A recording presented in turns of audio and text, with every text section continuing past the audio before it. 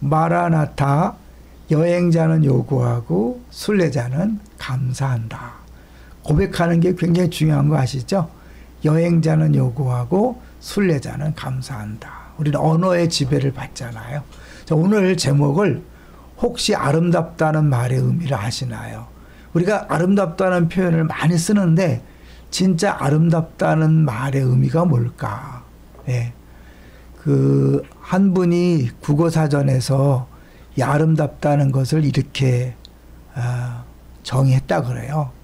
아름이라는 것을 중세 국어에서 찾아보면 개인이라는 의미로 사용되고, 따라서 아름답다라는 말은 그 사람답다, 나답다라는 말로 해석할 수 있다는 거죠.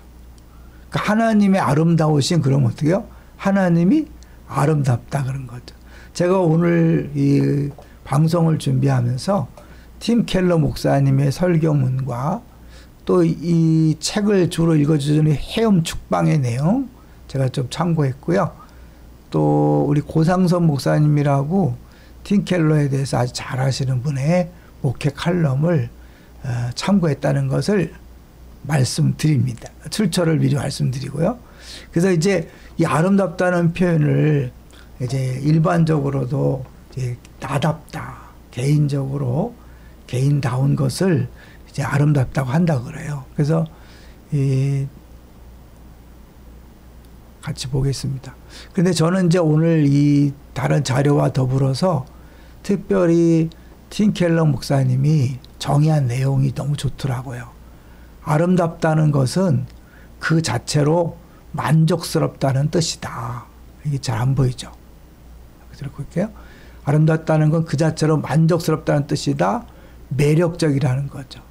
목적을 위한 수단이 아닌 거죠. 무슨 쉽게 해서 음악을 하고 미술을 하더라도 공부를 위해서, 뭐 성적을 위해서 하는 것은 아름다워서 하는 게 아니잖아요. 근데 그런 아무런 목적 없이 그냥 그 자체, 그것을 위해서 수단이 아니라 그 자체가 좋아서 하는 것, 그것이 아름다울 때 가능한 거죠. 이 침묵수업이라는 책을 보면 어거스틴이죠. 이런 말을 했다 그래요. 이전에도 존재하셨고, 그 다음에 날마다 새롭게 현존하시는 아름다움이요. 당신은 내 안에 계시며 내 밖에도 계십니다. 그러니까 하나님의 아름다우심을 어디에서나 만날 수 있다는 거죠.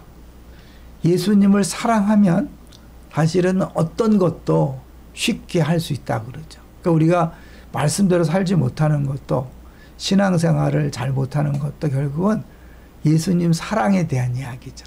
사랑만 한다면 쉽다는 거죠. 우리 팀 켈러 목사님의 부분을 아까 있던 고삼성 목사님이 이제 잠깐 정리했는데요. 사람의 마음 깊은 곳에 정감이 변화되려면 어떤 대상의 아름다우심과 탁월하심을 만나야 한다. 진정한 삶의 변화는 아름다우심과 탁월하심을 감지했을 때 전인에서 흘러나오는 것이기 때문이다. 나름대로 아름답다고 느끼는 것은 다 다르지만 어떤 것이든지 아름답다고 느꼈을 때 이제 그 사람은 달라지는 거죠. 왜냐하면 이제 그 아름답다 느끼는 대상을 위해서 살아가니까요. 그런 의미에서 이것도 볼게요. 삶은 아름다움에 매료되는 것이다. 진리와 선보다 아름다움을 향해 나아가도록 돕는 것이 포스트 모던 시대에 더욱 효과적인 방식이 될 수 있다. 예수님을 닮아가는 것도 유익하기 때문이 아니라 그 아름다우심에 매료되기 때문이다. 우린 신앙생활을 열심히 하는 걸 의무적으로 생각하잖아. 안 하면 안 되고, 안 하면 좀 뭔가 죄책감을 느끼고, 그래서 의무적으로 신앙생활을 하죠. 기도나 말씀 읽기나 전도나.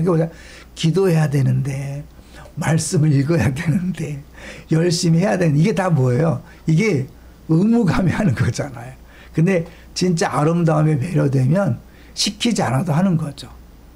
여러분이 신앙생활을 그렇게 하게 되기를 바라고요. 하고 있는 줄로 믿습니다.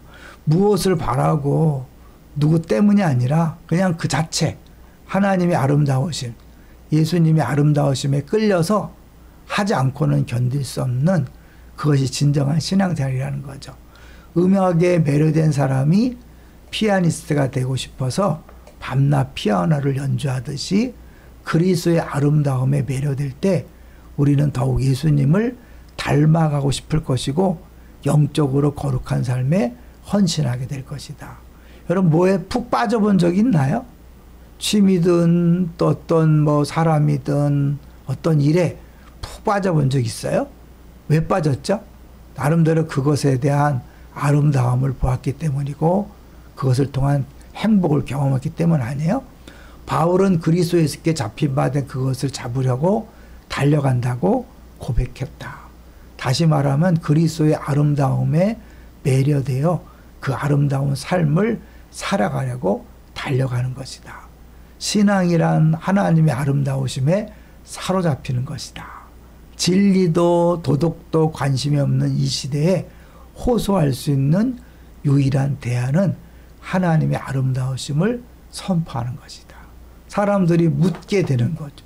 우리가 막 신앙생활을 열심히 하는데 왜 그렇게 합니까? 라고 물었을 때 저는 하나님이 너무 좋아서요.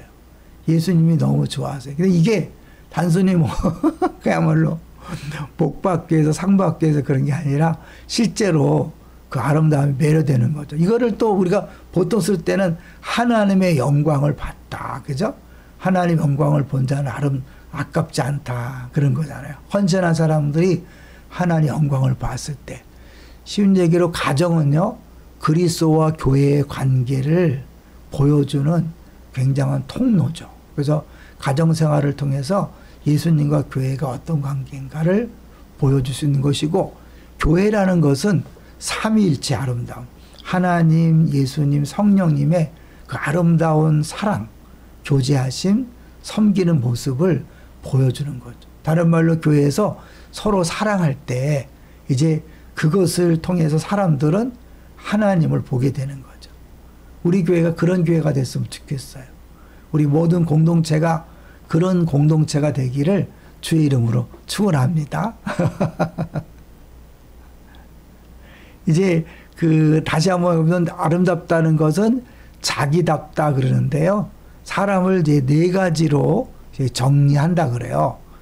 과학적인 사람, 정치적인 사람, 노예적인 사람, 또 미학적인 사람인데 이제 이 네 가지 종류 중에서 이제 이 미학적인 사람이 되었으면 좋겠다는 것이 이제 아까 제가 소개했던 그런 저자의 말인데 만약 일상 속에서 아름다운 순간을 발견하게 되거든 훗날의 감상으로 미루지 말고 만끽하시기 바란다. 분석할 가치가 없다는 과학적인 이유로, 이용 가치가 없다는 정치적인 이유. 아까 했죠. 네 가지 인간 종류하는 거예요. 돈이 되지 않는다는 노예적인 이유로 아름다움을 외면하지 않기를 바란다. 아름다움은 삶의 수단이 아닌 목적이니 말이다. 기다림의 시간마저 아름다움의 일부가 되기를 소망한다. 우리가 정말 기도해야 될 내용이 뭐냐면요. 정말 예수님의 아름다움, 특별히 그 십자가의 아름다움. 십자가는 흉악한 형벌 틀이지만 그 안에 나타나는 하나님의 사랑, 하나님의 신실하심. 오늘 새벽에도 말씀드렸지만 지독한 사랑을 우리가 십자가를 통해 볼 수만 있다면 다른 어떤 것도 눈에 들어오지 않겠죠. 어떤 것도 귀에 들어오지 않겠죠.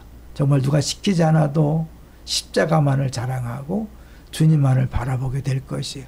그래서 우리 찬송 아시죠? 만왕의 왕 내 주께서 왜 고초당했나. 특별히 이 십자가 내가 처음 볼 때 나의 마음에 큰 고통 사라져. 정말 십자가를 볼 때 내 마음의 모든 고통이 사라지는 경험을 하셨습니까? 오늘 믿고서 내 눈 밝았네. 참 내 기쁨 영원하도다. 그 아름다우심을 봤을 때 이런 고난도 아픔도 단순히 아픈 고통이 아니라 뭔가 의미가 있는 것이고 그 안에서 또 다른 아름다움을 내가 발견할 수 있는 거죠. 내 눈이 밝아지면 모든 사람, 모든 일 가운데 있는 하나님의 영광, 다른 말로 영광이지만 쉽게 말하면 하나님의 아름다우심이 그 모든 것에 있던 것을 발견할 수 있는 거죠. 세상의 모든 철학과 종교는 아무리 연구하고 했어도 만날 수 없는 걸 우리는 이미 받았잖아요. 성령님이 우리 안에 오심으로 하나님이 우리 안에 계셔요. 우린 그러니까 어마어마한 복을 받은 사람들이 진정한 아름다움을 품고 느끼고 경험하며 살아가는 사람들입니다. 아무쪼록 더 분명하게 더 확실하게 이 아름다움을 만나서 신나고 행복하게 누가 시키지 않아도 더 뜨겁게 주님을 위하여 살아가는 성도들 위해 살아가는 우리 모두가 되시기를 주의 이름으로 축원합니다. 할렐루야.